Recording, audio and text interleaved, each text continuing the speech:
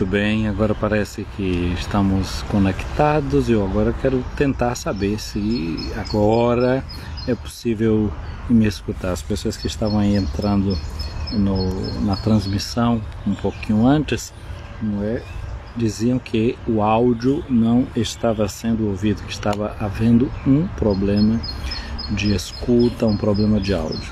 Então eu vou aqui esperar para ver se agora quem está entrando está conseguindo me ouvir. Fernanda, você aí da Alemanha consegue ouvir o meu áudio? O pessoal que estava lá no Brasil, o som não chegava. Vê se você que está aqui mais perto, aqui na Alemanha, o áudio chega para você aí. Estou vendo aí a Dinéia Flores, a Faurei Sena. Vocês aí, me digam alguma coisa, se o áudio chega ou se não chega. Já mudei aqui as coisas para ver se agora a gente tem essa possibilidade de escuta da parte de vocês. E eu gostaria de ver aqui se alguém interage, me responde se o áudio está chegando ou não. Ouvindo bem, muito bem, Dinéia Flores. Eu tinha começado o áudio nesse instante, não é? Cantando aquele canto tradicional, não é? Vitória, tu reinarás, ó cruz, tu nos salvarás. Estávamos ali bem pertinho de uma cruz. Agora eu mudei de lugar e vocês estão vendo que aqui a gente tem um caminho, não é? E nesse caminho nós temos as diversas estações da Via Sacra, não é? Sempre cada estação com uma parada. A palavra cruz em grego, não é? Se diz stauros, stauros. E stauros é uma palavra que deu muitas palavras na língua portuguesa. Por exemplo, restaurar, ó, stauros, restaurante, não é? Um lugar onde a gente se restaura, onde a gente fica de pé. Stauros, se você pega esse S-T-A-R e botasse um A na frente, você encontra a palavra estar, não é? Daí também a gente pode ter uma outra palavra, por exemplo, se olha essa parte daqui para baixo, a gente pode falar de uma estaca, não é? A cruz lembra justamente isso, uma espécie de uma estaca enfincada em um lugar, não é? Plantada na terra, é como uma estaca, e depois tem essa outra haste ali do outro lado. Mas por que é que eu estou falando dessas coisas? Porque o evangelho de hoje, Jesus faz um convite aos seus discípulos. Ele fala de que se alguém o quer seguir, que deve pegar a sua cruz a cada dia e segui-lo. A cruz de cada dia. Mas vamos olhar algumas coisas. Primeira coisa, a cruz. O que é que ela significava no mundo em que Jesus falava, no mundo no qual Jesus viveu? A cruz é uma pena de morte. Falar da cruz é falar de uma pena de morte, de uma condenação à morte. Existem alguns países no mundo onde a pena de morte existe. Existem outros lugares no mundo onde tem pessoas que acham que quando uma pessoa comete um crime, se é muito grave, se é um crime hediondo, que deveria ter essa pena máxima, que seria realmente perder a vida com a morte. Agora, ponto número 1. Segundo, é que essa pena de morte era reservada para quem? No mundo de Jesus, que era o mundo que estava sob o Império Romano, a pena de morte era reservada não para um cidadão chamado romano.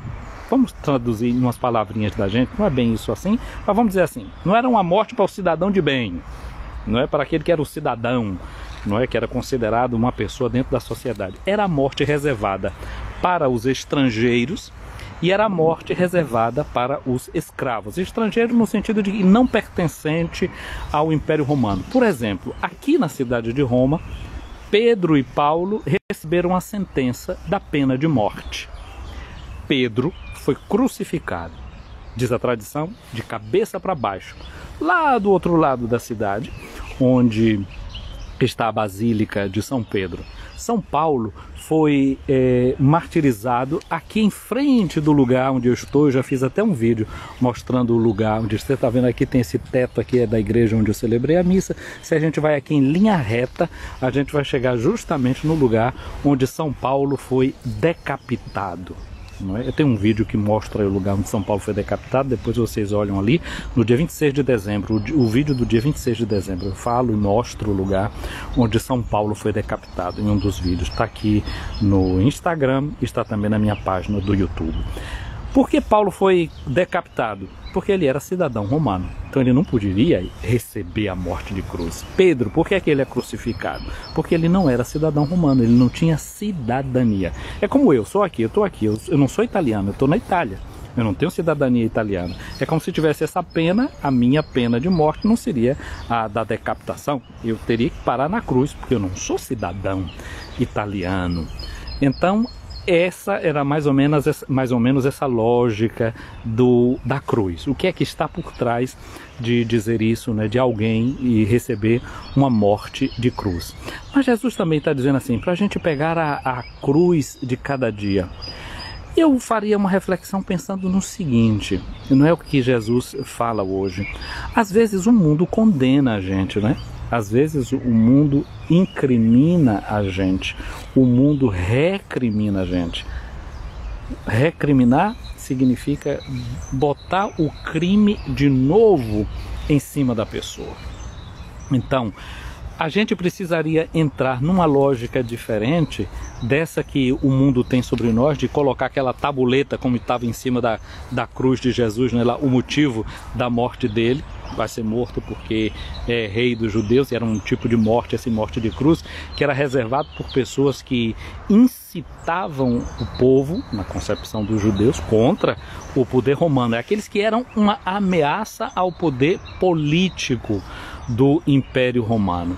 Quando Jesus hoje também convida a gente a pegar a sua cruz e segui-lo, penso que é um convite a dizer assim, pega tudo aquilo que pode ser uma ameaça que existe contra você, pega todas essas recriminações e incriminações que tem contra você e vai para frente. Mas não se trata somente de ir para frente. Jesus diz assim, e venha atrás de mim e me siga. Hoje a gente podia pensar em tantas formas de cruzes que a gente pode ter dentro da vida, dentro da existência da gente.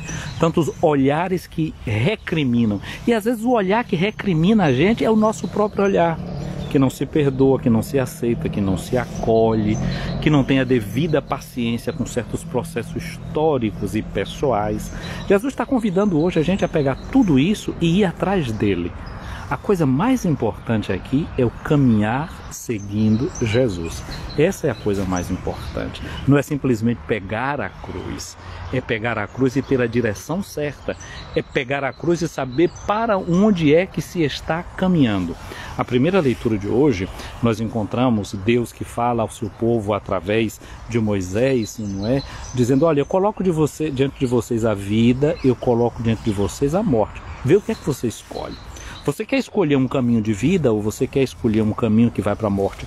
Deus, como nos ama, quer que a gente escolha o caminho da vida e não o caminho da morte. E aí quando eu falava desse olhar que recrimina, desse olhar que incrimina, que às vezes é o nosso mesmo olhar, a gente pode se lembrar do que nós ouvimos na leitura da liturgia de ontem.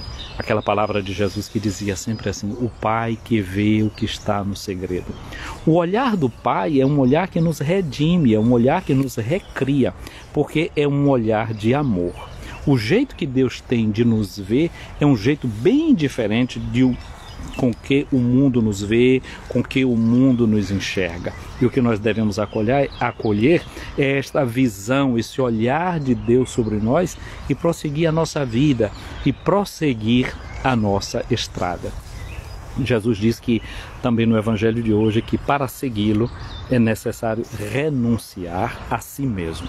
Renunciar ao próprio ego, renunciar àquilo que eu dizia, aquela visão nossa que muitas vezes nos recrimina, aquela visão que a gente tem de nós que não é a melhor possível. Portanto, retomar a nossa vida no seguimento a Jesus, seguindo esse olhar dele, que é olhar redentor.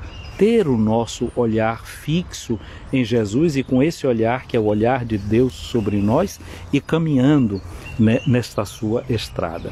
Jesus fala aí de quem quer salvar a sua própria vida, salvar com seus instrumentos, vai acabar por perder essa vida.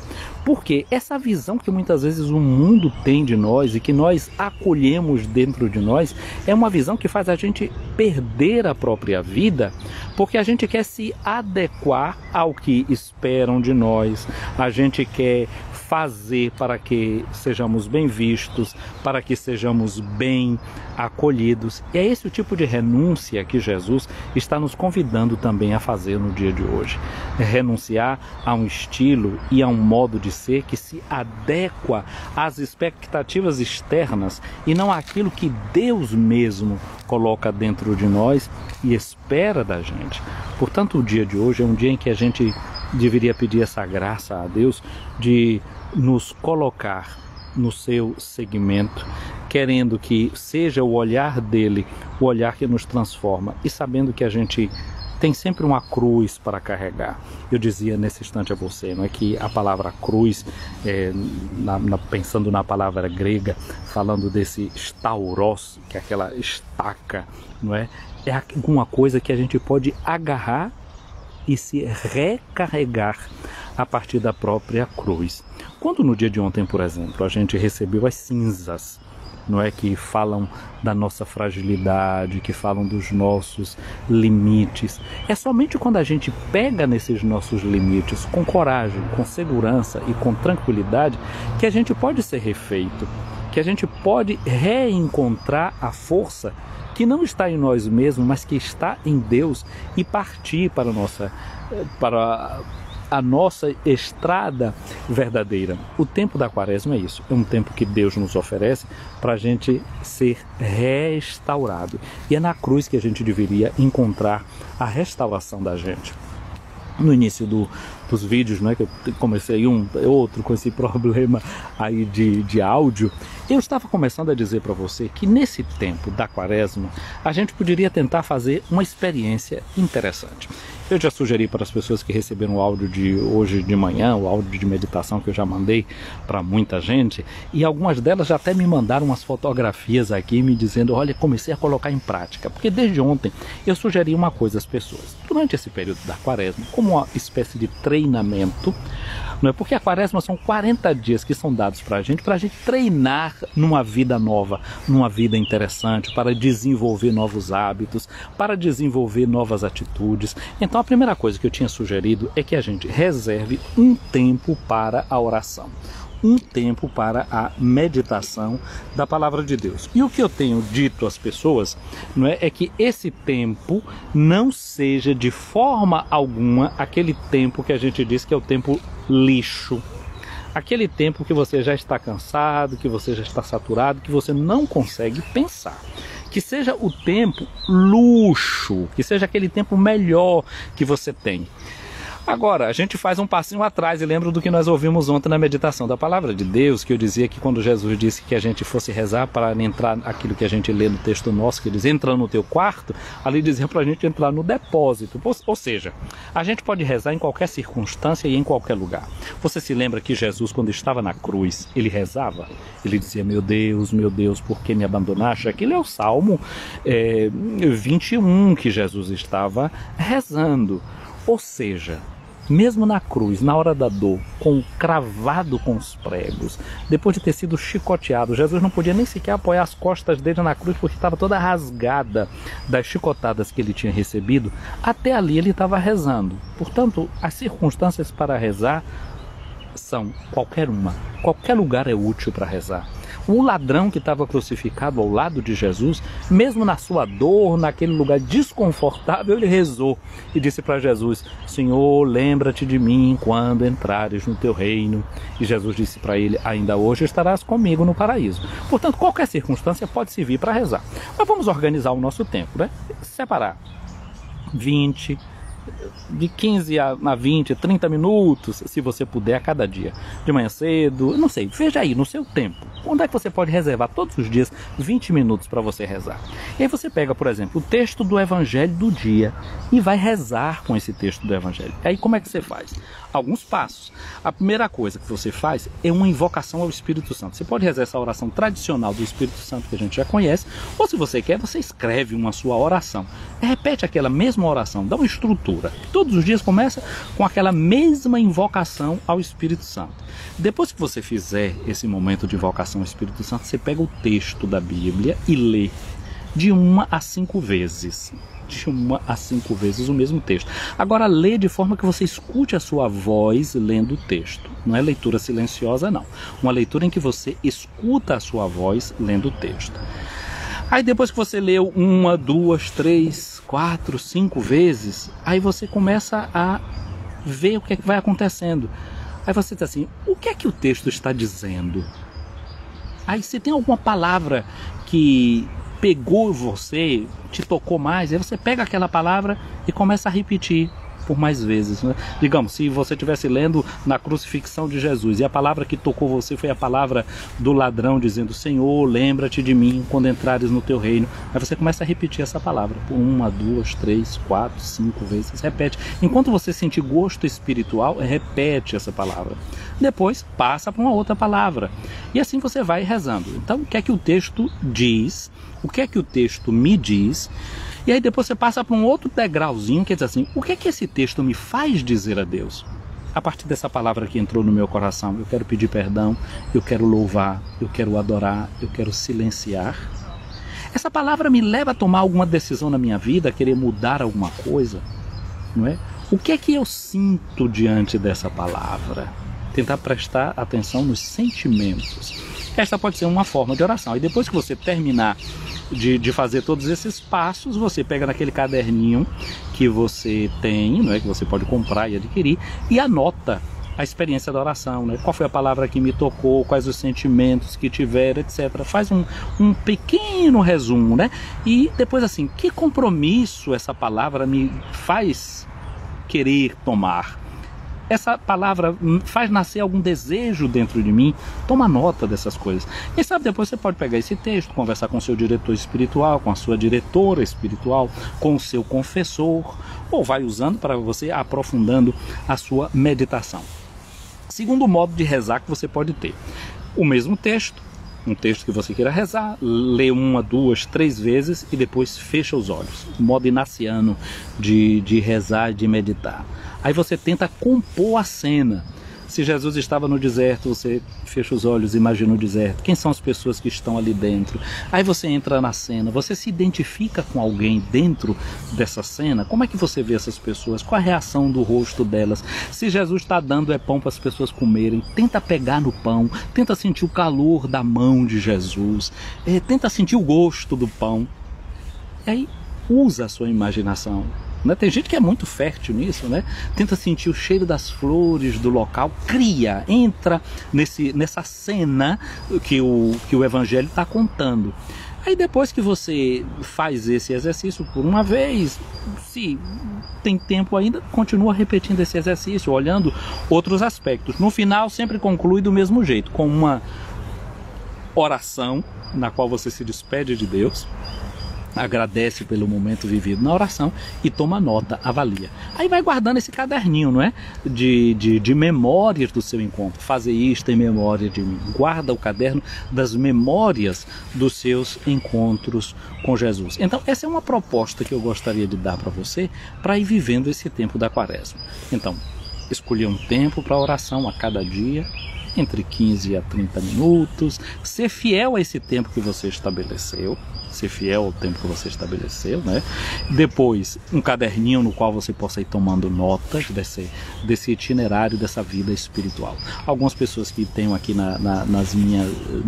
nesses áudios que eu mando diariamente, algumas delas estão me mostrando já as fotos do caderno que desde ontem compraram, e por isso eu resolvi também partilhar com você, e quem sabe pode ser uma experiência boa, uma experiência útil para você, para viver esse tempo da Quaresma como sempre uma oportunidade de encontro, de retiro espiritual profundo, de aprender a rezar a partir da palavra de Deus, sendo a palavra esse norte.